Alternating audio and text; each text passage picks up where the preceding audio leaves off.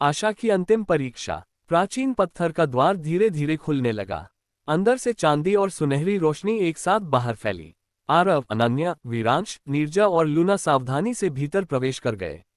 द्वार के पीछे एक विशाल गोल कक्ष था। कक्ष के बीचों बीच एक ऊंचा क्रिस्टल स्तंभ खड़ा था। उसके ऊपर आशा चाबी शांत प्रकाश बिखेर रही थी।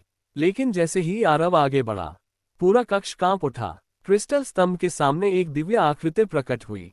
वह सफेद कवच पहने एक वृद्ध योद्धा था। उसकी आंखों में वर्षों का अनुभव झलक रहा था। उसने गंभीर स्वर में कहा, मैं हूं आशा रक्षक एलियोन, चौथी अनंत चाबी का संरक्षक। आरव ने सम्मानपूर्वक कहा, हम इस चाबी को ब्रह्मांड के संतुलन के लिए चाहते हैं। एलियोन ने सिर हिलाया, तो फिर तुम्हें अंतिम परीक्षा देनी होगी। उसने अपना दंड जमीन पर रखा। क्षण भर में कक्ष बदल गया। अब उनके सामने एक गहरी खाई थी। उस खाई के दूसरी ओर आशा चाबी रखी थी, लेकिन बीच में केवल एक संकरा प्रकाश पुल था। एलियोन बोला, यह पुल केवल एक व्यक्ति का भार सह सकता है, और यदि कोई बीच में लौटने की कोशिश करेगा तो पुल टूट जाएगा। उसी समय खाई के दूसरी ओर से मदद की आवाज आई। एक छोटा बालक चट्टान से लटका हुआ था। वह पुकार रहा था, मुझे बचाए। आशा चाबी उसी दिशा में थी। अगर आरव पहले चाबी लेने जाता तो बालक गिर सकता था। अगर बालक को बचाने जाता तो शायद चाबी गायब हो जाती। कुछ पल के लिए सब शांत हो गए। फिर आरव ने बिना हिचकिचाए कहा, पहले उस बच्चे को बचाएंगे। अनन्या मुस्कुराए, मैं भी यही सोच रही थी। आरव सावधानी से प्रकाश पुल पर चला। हर कदम के साथ पुल हल्का सा कांपता रहा। वह बालक तक पहुंचा और उसे सुरक्षित अपनी बाहों में उठा लिया। दोनों धीरे धीरे वापस लौट आए। जैसे ही वे इस ओर पहुंचे, बालक मुस्कुराया। उसका रूप बदलने लगा। कुछ ही क्षणों में वह एक चमकते प्रकाश पुंज में बदल गया। एलियोन मुस्कुराए, यह कोई साधारण बालक नहीं था। यह स्वयं आशा की आत्मा थी। तुमने शक्ति से पहले करुणा को चुना। उसी क्षण आशा चाबी हवा में उठी। वह उड़ते हुए आरव के सामने आ गई। आरव ने दोनों हाथों से उसे ग्रहण किया। चारों अनंत चाबियां एक साथ चमक उठीं। आकाश में 13 बिंदुओं वाला नक्शा फिर प्रकट हुआ। इस बार 4 बिंदु उजाले से भर गए। लेकिन तभी नक्शे के किनारे एक नया चिन्ह उभरा। वह किसी लोक का नहीं था। उस पर केवल एक नाम लिखा था, शून्य दुर्ग। दिव्य ऋषि का चेहरा गंभीर हो गया। उन्होंने धीमे स्वर में कहा, यहीं अनंत सम्राट के सबसे शक्तिशाली सेनापति निवास करते हैं, और शायद वहीं से कोई तुम्हारी हर यात्रा पर नजर रख रहा है। आरव ने चारों चाबियों को सुरक्षित रखा। उसने आकाश की ओर देखा। अब उसकी यात्रा केवल चाबियां इकट्ठा करने की नहीं रही थी। वह धीरे धीरे उस रहस्य के करीब पहुंच रहा था, जो पूरे ब्रह्मांड का भविष्य बदल सकता था।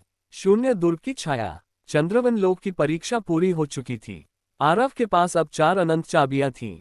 स्मृति चाबी, काल चाबी, सत्य चाबी और आशा चाबी। जैसे ही उसने चारों चाबियां एक साथ निकाली, वे हवा में उठ गईं। उनसे निकलती सुनहरी किरणें आपस में मिलकर एक विशाल मंडल बनाने लगीं। मंडल के बीच धीरे धीरे एक नक्शा उभर आया। इस बार नक्शा पहले से कहीं अधिक स्पष्ट था। उसमें 9 लोक दिखाई दे रहे थे, लेकिन सबसे ऊपर घने अंधकार से घिरा एक विशाल किला बना था। उसके नीचे प्राचीन अक्षरों में लिखा था, शून्य दुर्ग। उसी क्षण पूरे आकाश में काली बिजली चमकी। एक ठंडी हवा पूरे वन में फैल गई। दूर पहाड़ों की चोटियों पर काले धुएं के स्तंभ उठने लगे। दिव्य ऋषि का चेहरा गंभीर हो गया।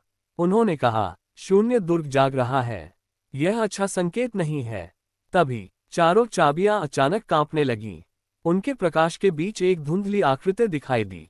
वह एक युवती थी। उसने सफेद कवच पहन रखा था और उसके हाथ में सुनहरी तलवार थी। उसने धीमे स्वर में कहा, अगर यह संदेश तुम तक पहुंचा है तो इसका अर्थ है कि समय बहुत कम बचा है। आरव ने पूछा, आप कौन हैं? युवती ने उत्तर दिया, मेरा नाम सेराफिना है। मैं अंतिम अनंत रक्षकों में से एक हूँ। हजारों वर्ष पहले हमने अनंत सम्राट को रोकने के लिए अपना सब कुछ बलिदान कर दिया था। उसकी आवाज धीमी होने लगी, लेकिन उसकी शक्ति पूरी तरह समाप्त नहीं हुई। उसके 6 महासेनापति अब भी जीवित हैं। हर सेनापति एक अनंत चाबी की खोज में है। अचानक संदेश टूटने लगा। सेराफिना ने जल्दी से कहा, आरव, 5वीं चाबी को हर हाल में बचाना, क्योंकि उसकी बात पूरी होने से पहले ही। धड़ाम, काले धुएं ने संदेश को निगल लिया। चारों चाबियां जमीन पर गिर गईं। कुछ क्षण तक पूरा वन शांत रहा। फिर अचानक आकाश में एक विशाल काला द्वार खुला।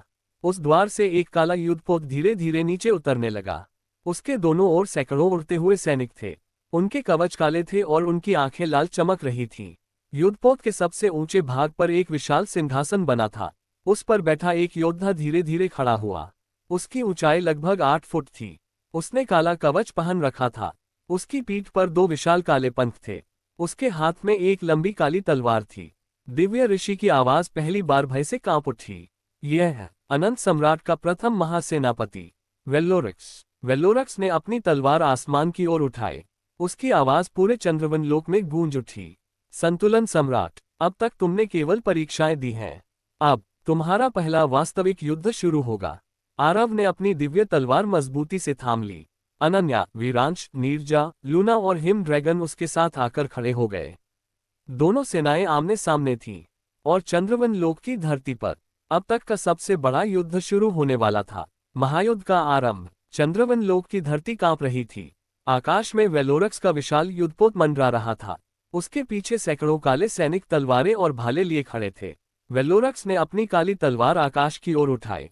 आक्रमण। उसके आदेश के साथ ही पूरा आकाश काले तीरों से भर गया। आरव ने तुरंत अपनी दिव्य तलवार निकाली। सभी लोग अपनी अपनी जगह संभालो। अनन्या ने प्रकाश का विशाल सुरक्षा कवच बना दिया। हजारों काले तीर उस कवच से टकराकर चमकते हुए धूल में बदल गए। वीरांश अपनी अग्नि तलवार लेकर आगे बढ़ा। उसकी तलवार से निकली अग्नि ने कई शत्रु सैनिकों का रास्ता रोक दिया। नीरजा ने जल की विशाल लहर उठाई। उस लहर ने दुश्मनों की पहली पंक्ति को पीछे धकेल दिया। हिम ड्रैगन आकाश में उड़ गया। उसकी बर्फीली गर्जना से काले सैनिकों के उड़ते जीव जमने लगे। लेकिन वेलोरक्स अपनी जगह से हिला भी नहीं। वह केवल मुस्कुरा रहा था। अचानक उसने अपनी तलवार जमीन की ओर घुमाई। धड़ाम। पूरे युद्ध क्षेत्र में काली दरारें फैल गईं। उन दरारों से विशाल पत्थर के दैत्य बाहर निकलने लगे। हर दैत्य 10 हाथियों जितना बड़ा था। लूना ने घबराकर कहा, ये तो शून्य दुर्ग के पत्थर रक्षक हैं। आरव ने बिना देर किए छलांग लगाई। उसने अपनी दिव्य तलवार से पहले दैत्य पर वार किया। चिंगारियां उड़ीं, लेकिन दैत्य को कोई नुकसान नहीं हुआ। वेलोरक्स हंस पड़ा। ये साधारण दैत्य नहीं है। इनके शरीर शून्य पत्थर से बने हैं। साधारण शक्ति इन्हें नहीं तोड़ सकती। तभी आरव की कमर पर बंधी चारों अनंत चाबियां चमकने लगीं। स्मृति चाबी, काल चाबी, सत्य चाबी और आशा चाबी। चारों की रोशनी एक साथ मिल गई। दिव्य ऋषि की आवाज गूंजी, आरव, चारों चाबियों की शक्ति को एक साथ प्रयोग करो। आरव ने अपनी आंखें बंद की। उसने चारों चाबियों की ऊर्जा अपनी तलवार में प्रवाहित की। क्षण भर में उसकी तलवार सुनहरी और नीली आभा से जगमगाने लगी। उसने पूरी शक्ति से वार किया। धाम। पहला पत्थर दैत्य हजारों टुकड़ों में बिखर गया। पूरा युद्ध क्षेत्र उस प्रकाश से चमक उठा। वेलोरक्स की मुस्कान पहली बार गायब हुई। उसने धीमे स्वर में कहा, तो तुम सचमुच चुने हुए सम्राट हो। लेकिन तभी युद्धपोत के सबसे ऊपर लगा विशाल काला क्रिस्टल चमकने लगा। उसके भीतर से एक और भी विशाल आकृति जागने लगी। दिव्य ऋषि की आवाज भय से कांप उठी। नहीं, वेलोरक्स ने शून्य टाइटन को जगा दिया। पूरा चंद्रवन लोक उसकी गर्जना से कांप उठा। आरव ने तलवार और मजबूती से पकड़ ली। उसे समझ आ गया था कि अब तक की हर लड़ाई केवल शुरुआत थी। शून्य टाइटन का जागरण। काला क्रिस्टल अचानक फट गया। उसके भीतर से एक ऐसी गर्जना निकली कि पूरा चंद्रवन लोक कांप उठा। आकाश में बिजली चमकने लगी। धरती पर गहरी दरारें फैल गईं। धीरे धीरे धुएं के बीच से एक विशाल आकृति दिखाई देने लगी। वह इतना विशाल था कि उसके कंधे बादलों को छू रहे थे। उसकी आंखें लाल अंगारों की तरह जल रही थीं। उसके पूरे शरीर पर काले क्रिस्टल का कवच था। वेलोरक्स ने अपना सिर झुकाकर कहा, स्वागत है, शून्य टाइटन। टाइटन ने अपनी विशाल आंखें खोली। उसकी पहली नजर सीधे आरव पर पड़ी। फिर उसने एक कदम आगे बढ़ाया। धम्म। सिर्फ एक कदम से ही पहाड़ों की चोटियां टूटने लगीं। लूना ने घबराकर कहा, अगर इसे नहीं रोका गया तो पूरा चंद्रवन लोक नष्ट हो जाएगा। आरव ने अपनी तलवार मजबूती से पकड़ी। मैं इसे रोकूंगा। अनन्या ने उसका हाथ थाम लिया। नहीं, हम इसे साथ मिलकर रोकेंगे। वीरांश मुस्कुराया। अब तक हर युद्ध हमने साथ लड़ा है। नीरजा ने अपना जल दंड उठाया। और यह भी अलग नहीं होगा। हिम ड्रैगन ने आकाश में उड़ते हुए गर्जना की। सभी साथी एक पंक्ति में आरव के साथ खड़े हो गए। उन्हें देखकर वेलोरक्स हल्का सा मुस्कुराया। यही कारण है कि तुम अब तक जीवित हो। लेकिन एकता भी कभी कभी पर्याप्त नहीं होती। उसने अपनी तलवार से संकेत किया। शून्य टाइटन ने दोनों हाथ आकाश की ओर उठा दिए। चारों ओर की काली ऊर्जा उसके शरीर में समाने लगी। कुछ ही क्षणों में उसके हाथों के बीच एक विशाल काला ऊर्जा गोला बन गया। दिव्य ऋषि चिल्लाए, सावधान, अगर यह प्रहार हुआ तो पूरा लोक समाप्त हो सकता है। आरव ने चारों अनंत चाबियां अपनी तलवार के सामने रखी। चारों चाबियां चमकने लगीं। उनकी शक्ति से एक सुनहरी ढाल बन गई। लेकिन उसी समय आरव के मन में एक रहस्यमयी आवाज गूंजी, तुम अभी अधूरे हो, 4 चाबियां पर्याप्त नहीं हैं। अगर टाइटन को हराना है तो अपने भीतर छिपी 5वीं शक्ति को जगाओ। आरव ने चारों ओर देखा। आवाज कहीं दिखाई नहीं दे रही थी, लेकिन उसकी तलवार पहले से अधिक तेज चमकने लगी। वेलोरक्स ने ये देखकर भौहें सिकोड़ ली। ये शक्ति, ये तो हमारे स्वामी ने भी महसूस की थी। उसी क्षण आरव की तलवार से एक पतली सुनहरी किरण निकलकर दूर पहाड़ों की ओर चली गई। पहाड़ के बीच एक प्राचीन मंदिर चमक उठा। मंदिर के द्वार अपने आप खुल गए। दिव्य ऋषि विस्मित होकर बोले, ये तो सूर्य मंदिर, इसे तो हजारों वर्ष पहले लुप्त माना गया था। मंदिर के भीतर से एक दिव्य प्रकाश आकाश की ओर उठने लगा, मानो वहां कोई ऐसी शक्ति छिपी थी जो सदियों से केवल आरव की प्रतीक्षा कर रही थी। वेलोरक्स ने तुरंत अपने सैनिकों को आदेश दिया, उसे मंदिर तक पहुंचने मत देना। और चंद्रवन लोक में एक नई दौड़ शुरू हो गई। आरव पहले सूर्य मंदिर पहुंचेगा या वेलोरक्स उसे रोक देगा। सूर्य मंदिर का रहस्य। सूर्य मंदिर से निकलती सुनहरी किरण पूरे चंद्रवन लोक को प्रकाशित कर रही थी। आरव ने बिना एक पल गंवाए कहा, मुझे मंदिर तक पहुंचना होगा। अनन्या ने तुरंत अपना सूर्य धनुष उठाया, तुम आगे बढ़ो, हम तुम्हारे पीछे आने वाले हर दुश्मन को रोकेंगे। वीरांश ने अपनी अग्नि तलवार घुमाई। आग की विशाल दीवार युद्धभूमि के बीच खड़ी हो गई। नीरजा ने जल की तेज धाराओं से रास्ते को सुरक्षित किया। हिम ड्रैगन आसमान में उड़कर दुश्मनों की गतिविधियों पर नजर रखने लगा। आरव बिजली की गति से मंदिर की ओर दौड़ा, लेकिन तभी वेलोरक्स स्वयं उसके सामने आ गया। उसने अपनी विशाल काली तलवार जमीन में गाड़ दी। तुम एक कदम भी आगे नहीं बढ़ोगे, आरव ने दृढ़ स्वर में कहा। अगर मुझे रोकना है तो पूरी शक्ति से रोकना। दोनों योद्धा एक दूसरे की ओर दौड़े। टन्नन, दोनों तलवारों की टक्कर से इतनी शक्तिशाली तरंग निकली कि आसपास के पेड़ जड़ों सहित उखड़ गए। आकाश में बिजली चमक उठी। वेलोरक्स लगातार प्रहार करता रहा। उसकी तलवार का हर वार पहाड़ तोड़ने की ताकत रखता था।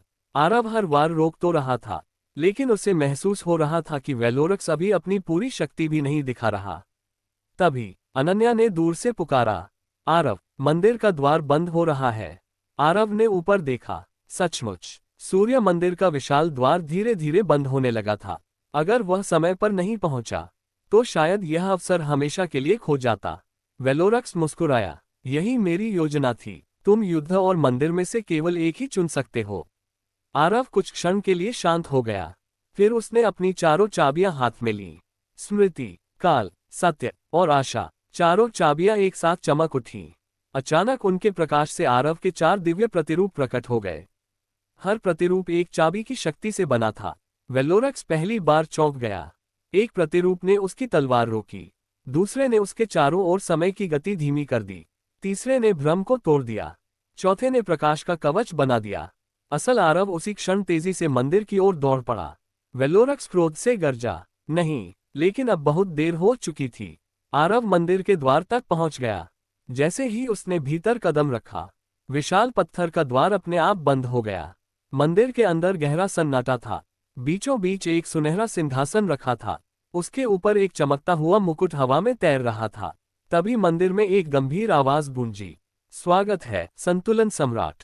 यदि तुम इस मुकुट को धारण करने योग्य हो तो तुम्हें अपने सबसे बड़े भय का सामना करना होगा।